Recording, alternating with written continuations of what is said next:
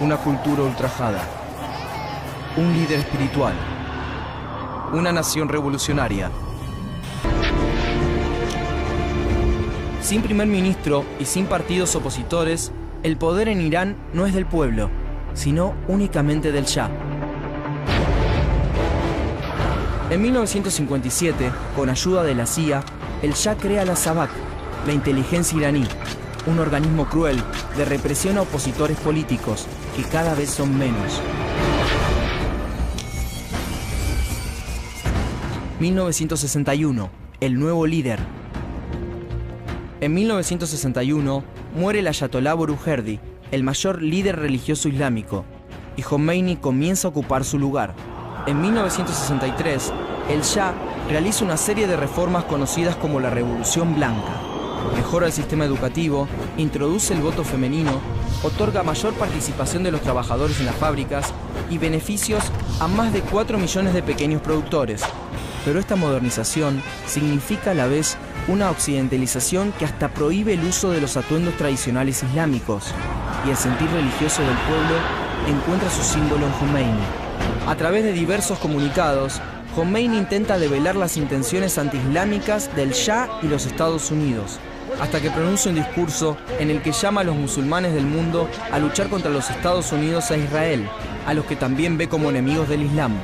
El 5 de junio de 1963, Jomeini es encarcelado, y grandes ciudades iraníes como Teherán, Qom, Mashhad y Shiraz se levantan en su apoyo. El Shah reprime y deja 15.000 rebeldes muertos. Luego de 8 meses de prisión, Jomeini es liberado por el Shah, que busca pacificar el país. Pero Jomeini continúa con su actividad revolucionaria hasta que vuelve a ser capturado y enviado al exilio en 1964. 1977, el detonante. Jomeini continúa instigando la revolución con los medios a su alcance. Estados Unidos necesita de Irán por el petróleo y como base para una eventual lucha con la Unión Soviética. La revolución es un problema. En 1977, Mostafa, el hijo de Jomeini, muere en Irak. Los revolucionarios culpan a la Savak. En enero del 78, estudiantes y religiosos del Islam se levantan pacíficamente en Qom, pero el ejército interviene con fiereza. 1978, las masacres.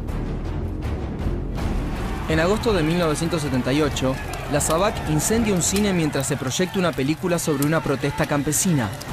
Deja 400 muertos.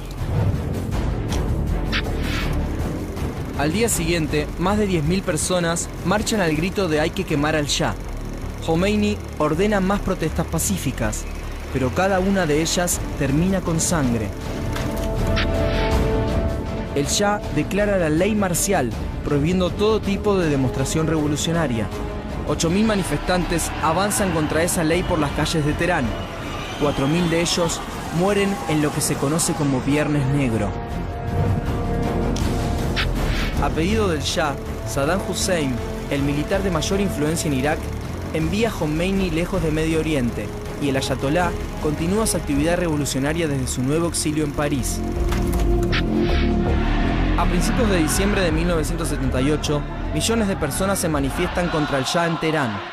El plan para reprimirlo fracasa, y los Estados Unidos creen que sostener al gobierno iraní es una causa perdida. El poder del Shah se desvanece. Carter, presidente de los Estados Unidos, intenta despegarse del Shah y nombra como nuevo primer ministro a Shapur Bakhtiar, un hombre de la oposición al régimen. El Shah y Bakhtiar conviven por poco tiempo.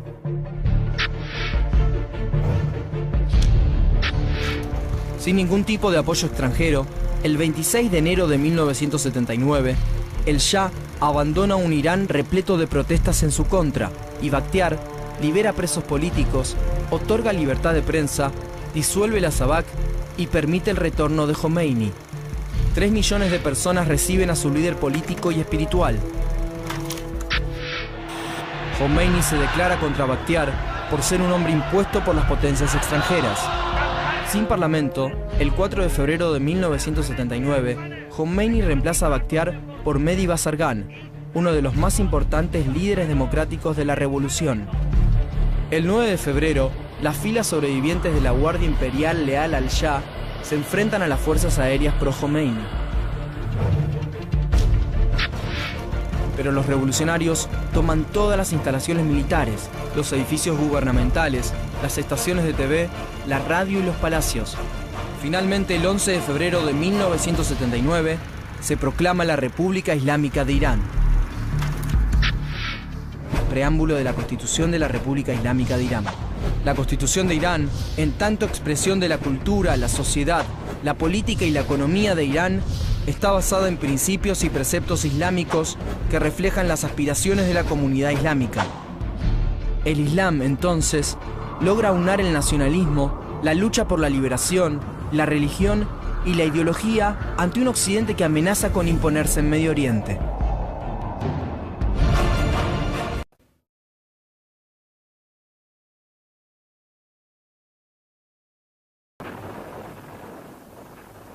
Guerra en el Golfo.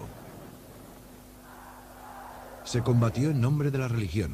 Se envió a la muerte a cientos de miles de personas, oleadas humanas condenadas a morir. Una guerra total que estremeció al mundo por el uso de armas químicas. Un conflicto que amenazó los intereses de Occidente y obligó a las grandes potencias a intervenir para protegerlos, evitando que ninguno de los dos bandos se proclamara vencedor. Fue una guerra sin compensaciones materiales, pero a partir de ella, Irak, que creyó haber salido victoriosa, se permitió recompensarse con la anexión de Kuwait en un conflicto que provocó una guerra internacional. Durante más de 50 años, la preocupación principal de Irak había sido la vulnerabilidad de sus pozos petrolíferos y la necesidad de atravesar territorio extranjero para transportar el petróleo por oleoductos debido a su difícil acceso al Golfo. En una aventura expansionista, Irak se propuso establecerse como potencia en el Golfo, neutralizando su rival más cercano, Irán.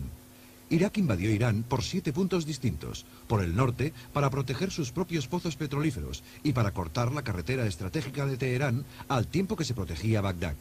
Por el centro, para cortar las comunicaciones entre el norte y el sur de Irán. Y por el sur, para conquistar las ciudades estratégicas de los pozos de petróleo iraní. Khorramshahr después de la invasión. Perder esta ciudad ofendió el honor nacional de los iraníes. Apodada Ciudad de Sangre, se convirtió en el foco del contraataque iraní.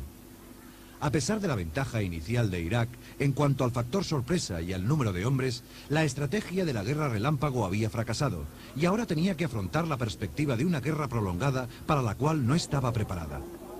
Las fuerzas iraquíes fueron dirigidas personalmente por el presidente Saddam Hussein, un hombre voluntarioso e intransigente, pero un pésimo estratega, debido a la falta de preparación militar. Se involucró en esta guerra sin las ideas claras respecto a su resolución. Sobrevaloró una y otra vez las capacidades de sus tropas y respondía a las derrotas ejecutando a los generales que osaban retirarse en las batallas. Por parte iraní, Hashemi Rafsanjani, el lugarteniente de confianza del ayatolá Jomeini, fue el líder militar durante casi toda la guerra. Hombre popular y carismático, había sido cesado del ejército del Shah por sus ideas a favor de la revolución islámica. Tenía el don de simplificar las tácticas complejas y se convirtió en un jefe militar ingenioso y pragmático. En una acción que podría compararse a similares acciones de la Primera Guerra Mundial, Irak conquistó poquísimo territorio, perdió la iniciativa y tuvo que construir un lago artificial alrededor de Basra, su segunda ciudad, para protegerla. El propósito iraquí de minar la revolución islámica iraní había fracasado completamente. Contrariamente, la resistencia iraní y la expulsión del invasor no habían hecho más que reforzarla. Los voluntarios de Jomeini se dirigieron hacia el frente. Su condición de mártires estaba simbolizada por las aguas rojas de la curiosa fuente de la sangre en Teherán. Irán estaba desde 1978 cegada por el fervor religioso y sus soldados preparados a morir por la causa. Pero carecían de preparación militar y la costumbre de congregarse con indecisión constituía un blanco perfecto para que el enemigo causara un alto índice de víctimas. Deseaban dar un mensaje a los países occidentales que apoyaban a Irak a base de armamento.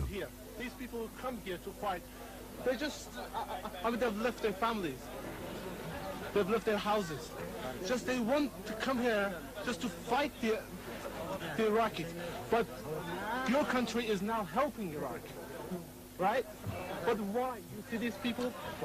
How old is he? How old is this guy? Must be 14 or something. But he's come here to fight. He's left his mother, he's left his father. Al igual que en la Primera Guerra Mundial, se formaban batallones de voluntarios en cada población.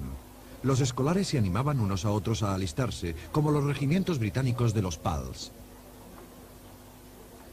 Estos regimientos fueron diezmados en las fronteras con Irak, causando consternación en muchas comunidades.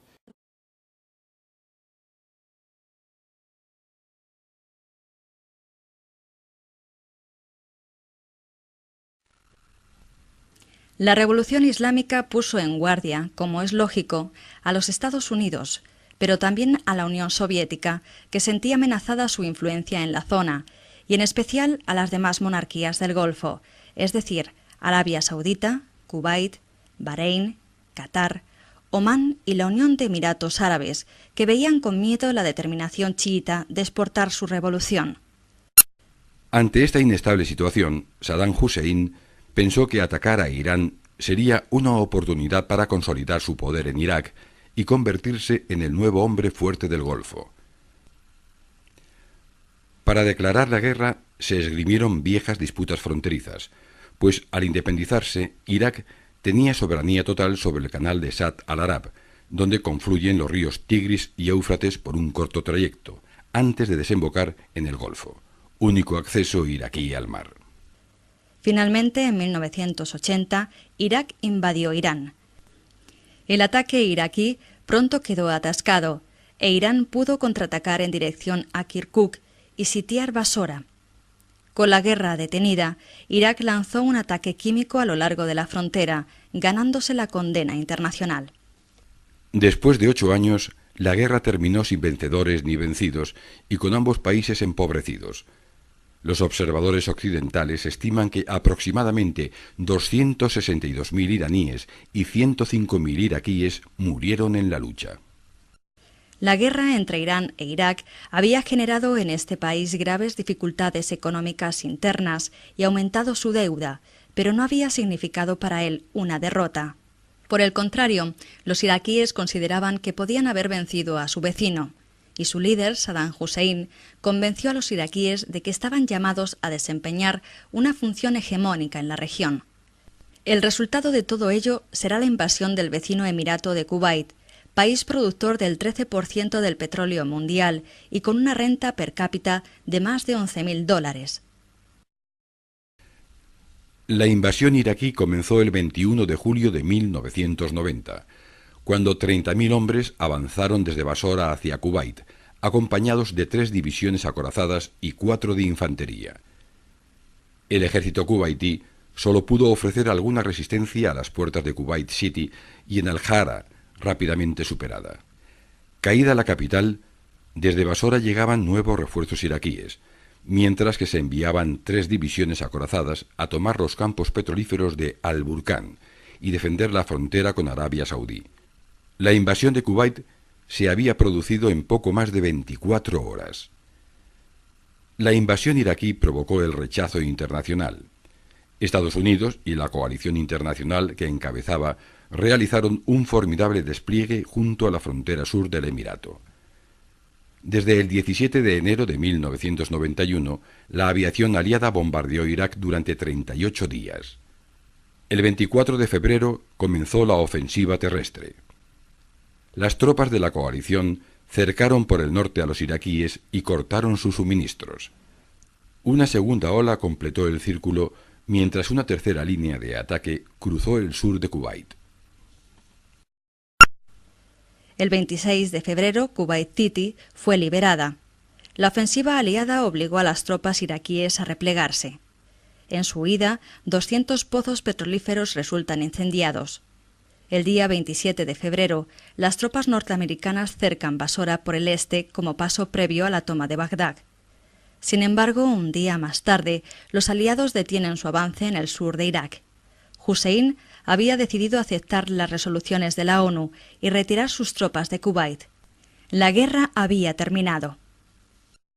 La primera guerra del Golfo acabó con la derrota de Irak y su desalojo de Kuwait, pero, para asombro general, las columnas acorazadas americanas no continuaron hasta Bagdad y se permitió a Saddam Hussein permanecer en el poder.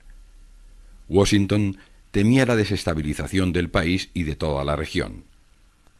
Un mes después de acabar la guerra, los aliados establecieron una zona de exclusión aérea por encima del paralelo 36 para proteger a la minoría kurda, y más tarde otra al sur del paralelo 33 para proteger a los chiíes. Además, el país fue sometido a un durísimo embargo que empobreció especialmente a su población.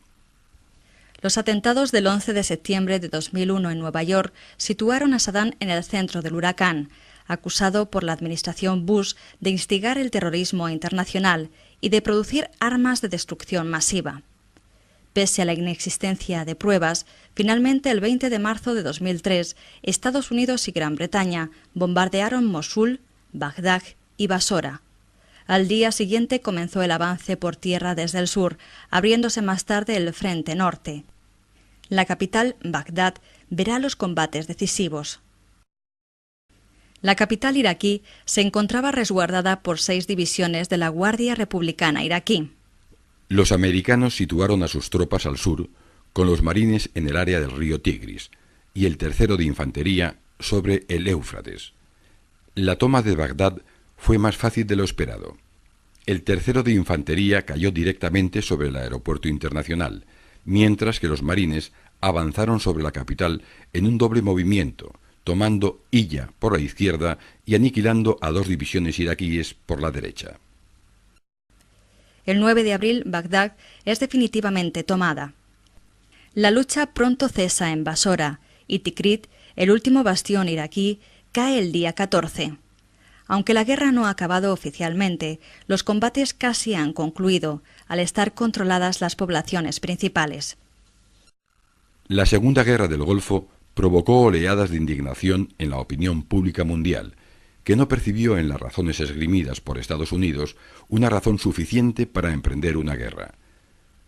Las armas de destrucción masiva no han sido localizadas, ni se han demostrado los vínculos de Saddam Hussein con el terrorismo internacional.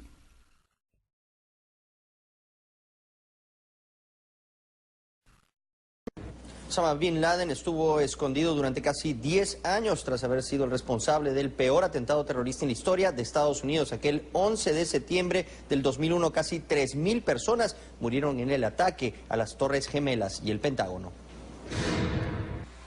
Of the first plane flying straight into to the North Tower.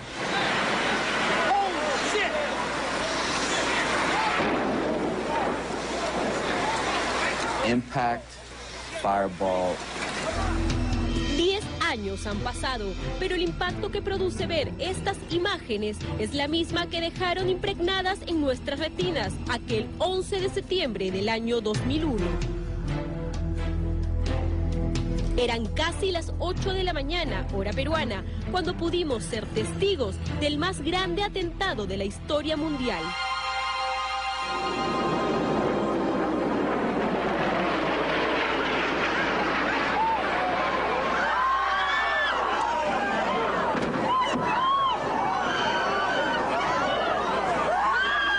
El grupo terrorista Al-Qaeda secuestró 2 Boeing 767, uno de la empresa American Airlines y otro de United Airlines, estrellándolos cada uno contra las Torres Gemelas, en un ataque suicida coordinado contra uno de los símbolos más significativos del poderío económico estadounidense.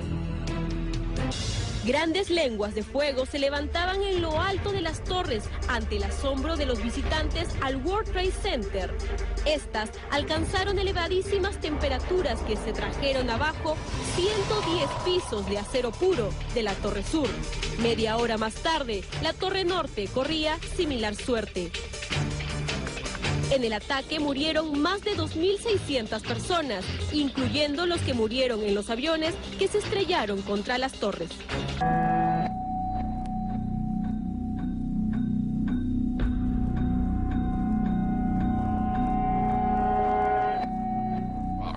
Osama Bin Laden, fundador, líder y el mayor colaborador de la red terrorista Al-Qaeda, ahora muerto a manos de sus antiguas víctimas, se adjudicó horas después del atentado contra las Torres Gemelas de Nueva York, también el ataque al Pentágono de Washington, secuestrando 4 aviones y dejando miles de muertos. Fue el ataque más exitoso, ya que destruyeron los edificios más altos de los Estados Unidos y dañaron la sede central del ejército de dicho país. El rastro de sangre que dejó Al-Qaeda bajo las órdenes de Osama Bin Laden no terminó en las Torres Gemelas. A ese atentado siguieron otros en Indonesia, Arabia Saudita, España, Gran Bretaña, India, Holanda, Uganda y Turquía. Al-Qaeda se plantea como un movimiento de resistencia islámica alrededor del mundo, que emplea prácticas terroristas para perpetrar y reivindicar infinidad de atentados que van dirigidos contra determinados gobiernos en regiones diversas. El primer ataque terrorista atribuido a Al-Qaeda fue el atentado con bomba contra el World Trade Center de Nueva York el 26 de febrero de 1993 a las 12:17 del mediodía, en el que perecieron 6 personas, entre ellos un peruano, Wilfredo Mercado.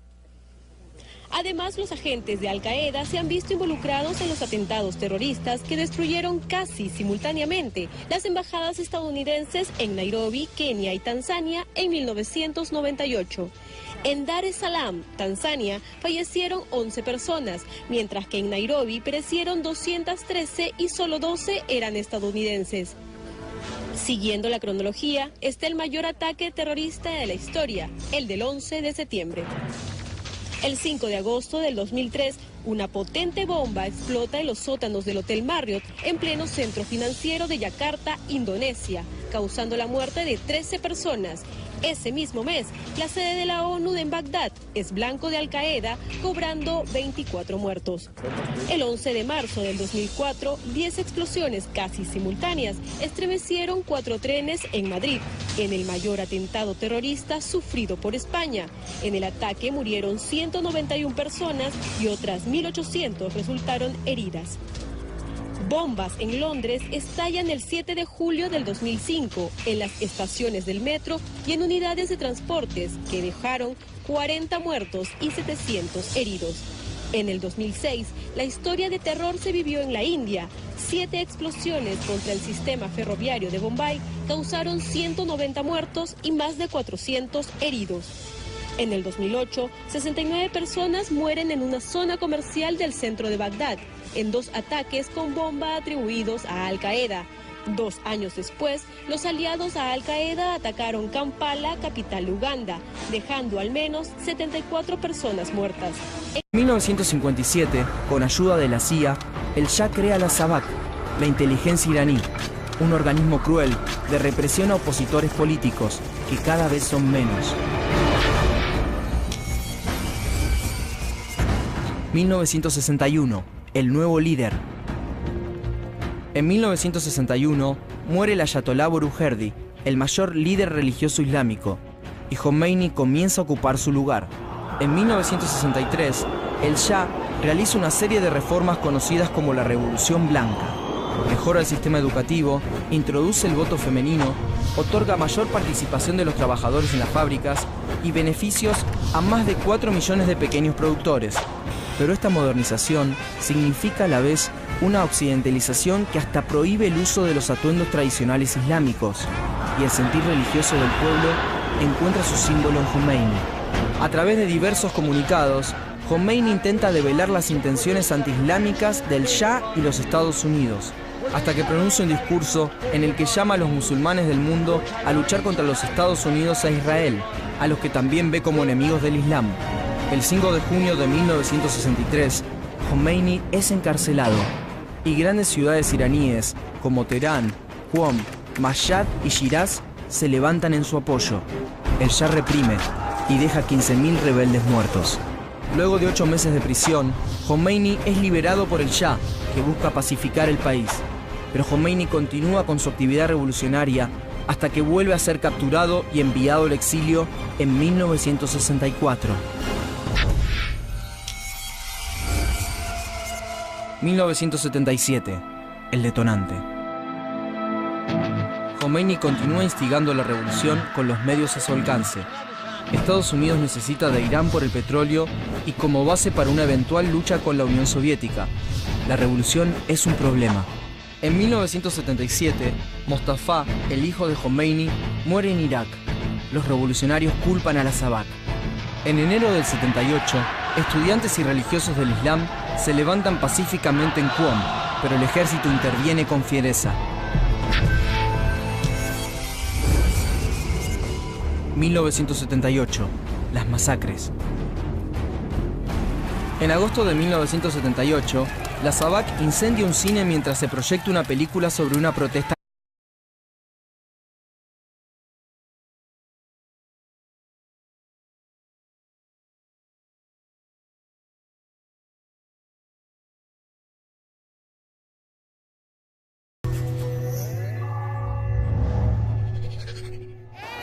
Una cultura ultrajada. Un líder espiritual. Una nación revolucionaria. Sin primer ministro y sin partidos opositores, el poder en Irán no es del pueblo, sino únicamente del Shah.